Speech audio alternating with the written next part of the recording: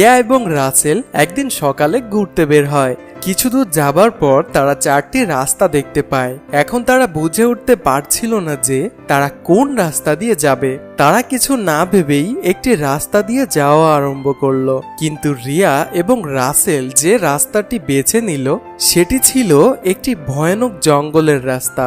আর ওই জঙ্গলটিতে একটি ভয়ানক ভূত থাকতো, যে ওই রাস্তাটিতে গেলে আর কেউ কখনো ফিরে আসতো না।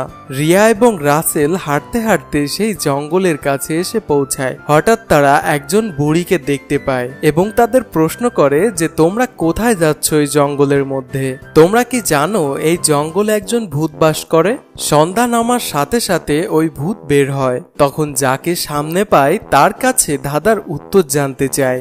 যদি কেউ ধাঁধার উত্তর না দিতে পারে তাহলে তাকে মেরে ফেলে। এটা শোনার পর তো রাসেল এবং রিয়া ভয় পেয়ে যায় এবং তারা ভাবলো সন্ধ্যা হবার আগেই এই জঙ্গল থেকে বের হতে হবে। এই ভেবে তারা হাঁটা শুরু করলো। কিছু দূর যাওয়ার পর আদিবাসীরা তাদেরকে ধরে নিয়ে যায় এবং তাদের স্থানে আসার জন্য তাদেরকে শাস্তি দিতে চাইলো। আদিবাসী বলে যে তোমরা আমাদের স্থানে ঢুকে পড়েছ, তোমাদের আমরা মেরে ফেলবো। তখন রিয়া বলল, আমাদের মারবেন না, আমরা আপনাদের কোনো ক্ষতি করতে আসিনি, আমরা পথ ভুলে আপনাদের স্থানে চলে এসেছি, আমাদের আর এমন ভুল হবে না, আমাদের ছেড়ে দিন। আর সন্ধ্যা হলে নাকি এই জঙ্গলের ভূতটা বের হবে, তখন আমাদের ধাঁধা জানতে চাইবে আর আমরা না পারলে আমাদেরকে মেরে ফেলবে, তাই আমাদেরকে ছেড়ে দিন। তখন আদিবাসীরা কিছুক্ষণ ভেবে বলল, ঠিক আছে, আমরা তোমাদেরকে ছেড়ে দিতে পারি, কিন্তু একটি শর্তে। ধাঁধার কথা যখন আসলো তোমাদের ধাঁধার প্রশ্ন করব, তোমরা আমার দুইটি ধাঁধার উত্তর দিবে। যদি পারো তাহলে আমি তোমাদেরকে ছেড়ে দিব, আর যদি না পারো তাহলে তোমাদেরকে মেরে ফেলবো। রাসেল এবং রিয়া রাজি হলো এবং আদিবাসী তাদের প্রশ্ন করা শুরু করলো। বলো, গরু থেকে আমরা দুধ পাই, তাহলে বাঘ থেকে আমরা কি পাই? তো বন্ধুরা, রাসেল কিছুক্ষণ ভাবার পর উত্তরটি দিতে পেরেছিল। তো তোমরা দেখো তো পারো কিনা। যদি পারো তাহলে কমেন্ট করে জানিও।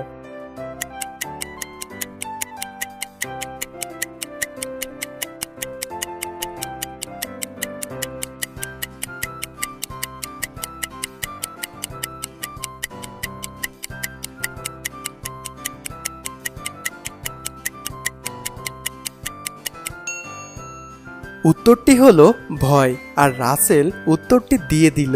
আদিবাসীরা তো সঠিক উত্তর শুনতে পেরে খুশি। এবার তারা দ্বিতীয় প্রশ্নটি করলো।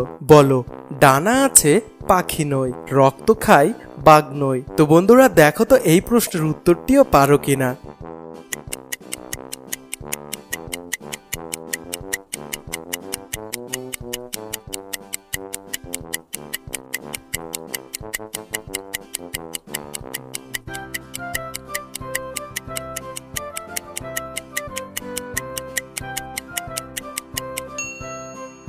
উত্তরটি হলো মশা, আর রাসেল উত্তরটি দিতে পেরেছিল।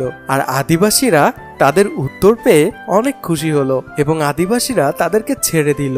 রিয়া এবং রাসেল বাড়ির উদ্দেশ্যে রওনা দিল, কিন্তু তারা বাড়িতে যাওয়ার রাস্তাটি খুঁজে পাচ্ছিল না। এদিকে আবার সন্ধ্যা হয়ে আসছিল। তারা ভয় পেয়ে যায় যদি সেই ভূত তাদের সামনে আসে। তারা একটা পুরনো বাড়ি দেখতে পেল এবং তারা আজ রাতটা এই বাড়িতে রাত্রি যাপন করার জন্য বেছে নিল। তারা বাড়ির ভিতর ঢুকলো এবং ঢোকার পর তারা একটি ভূতের সামনে এসে পড়লো। ভূত তখন হেসে হেসে বলছিল, হা হা হা, তোমরা তো দেখি খুব বোকা, আমাকে দেখে সবাই পালায় আর তোমরা দেখি আমার বাড়িতেই চলে এসেছো। হা হা হা। রাসেল এবং রিয়া ভয় পেয়ে গেল এবং তারা বলতে লাগলো, তাহলে কি আমরা ওই ধাঁধার ভূতের কাছে এসে পড়েছি? তখন রাসেল ভূতকে বলল, তুমি কি সেই ভূত যে সবার কাছে ধাঁধার উত্তর জানতে চাও, আর যে ধাঁধার উত্তর না দিতে পারে তাকে মেরে ফেলো?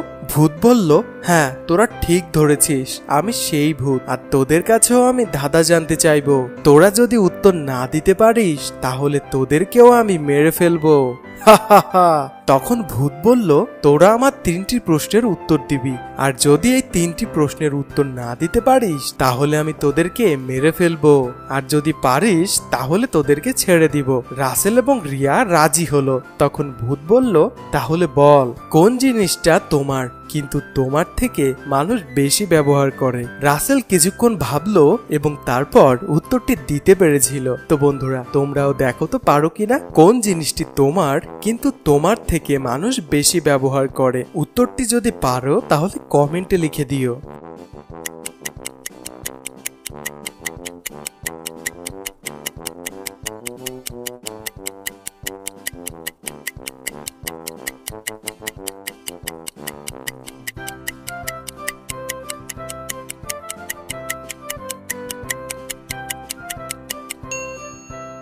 রাসেল বলে উঠল, আমার নাম। ভূত তখন বলল, আচ্ছা ঠিক আছে, এবার আমার দ্বিতীয় প্রশ্নের উত্তর দে। বল 1 থেকে 100-র মধ্যে কয়টি 9 আছে? তো বন্ধু রাসেল কিছুক্ষণ ভেবে উত্তরটি দিয়ে দিল। দেখো তো তোমরাও পারো কিনা।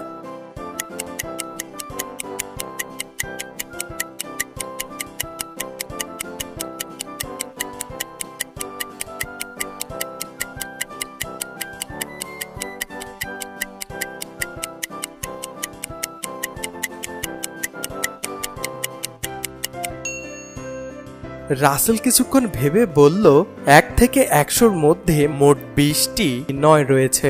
রাসেল এটির উত্তরও দিয়ে দিল। এবার ভূত তৃতীয় প্রশ্নটি করলো, বলো তোমার মামাতো ভাইয়ের চাচা তোমার কি হবে? তো বন্ধুরা, রাসেল এই প্রশ্নের উত্তরটিও দিতে পেরেছিল। তো দেখো তো তোমরাও পারো কিনা।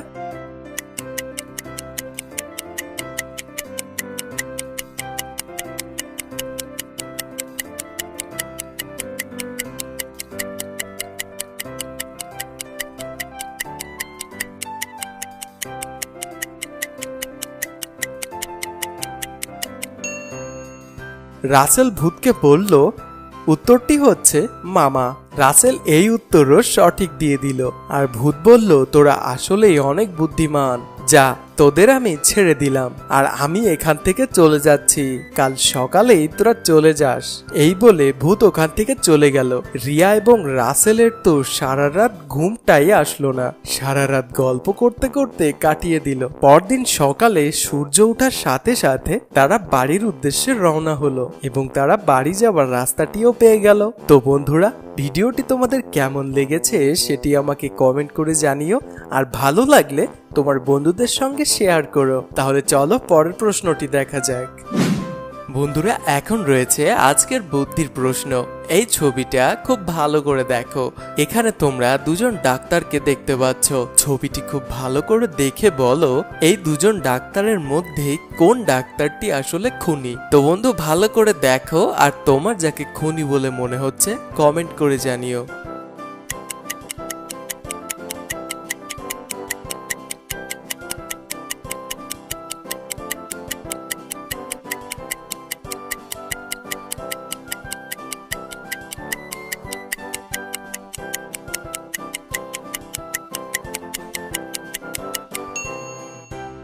বন্ধুরা, এখানে প্রথম যে ডাক্তারটি রয়েছে তার কাছে রয়েছে বিষ, আর এটা যদি ওই ডাক্তার পুশ করে রোগীর শরীরে তাহলে এখানে যে রোগীটি রয়েছে রোগীটি মারা যাবে। এবং অপরদিকে যে ডাক্তারটি আছে সেই ডাক্তারটি রোগীর অপারেশন করছে, আর এই কাজটি সব ডাক্তাররাই সাধারণত করে থাকে। তাই আমার মতে এখানে প্রথম ডাক্তারটি হলো খুনি। তো বন্ধু, তোমাদের মতামতটিও আমাকে কমেন্ট করে জানিও।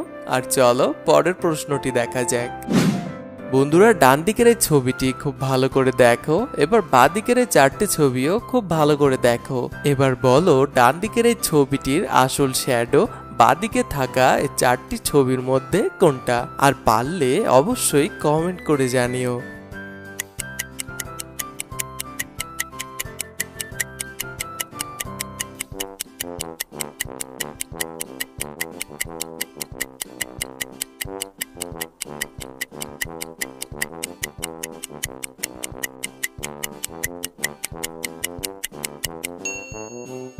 কি বন্ধুরা, পারলে ডান দিকের এই ছবিটির আসল শ্যাডোটি হলো বাঁ দিকে থাকা অপশন ডি নাম্বার শ্যাডোটা। তো বন্ধুরা, যারা পেরেছো তারা কমেন্টে লিখে দিও আমিও পেরেছি। তাহলে চলো পরের প্রশ্নটি দেখা যাক।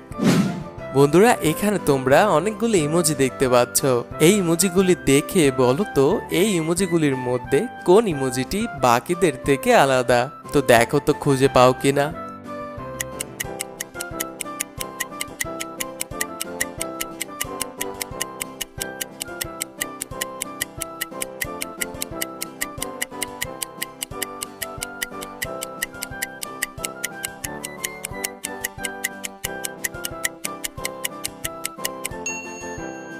কি বন্ধুরা, খুঁজে পেলে এইখানের এই ইমোজিটা।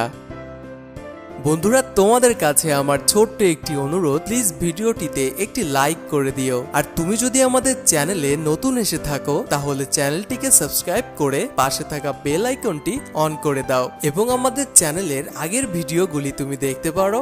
আশা করছি ভালো লাগবে।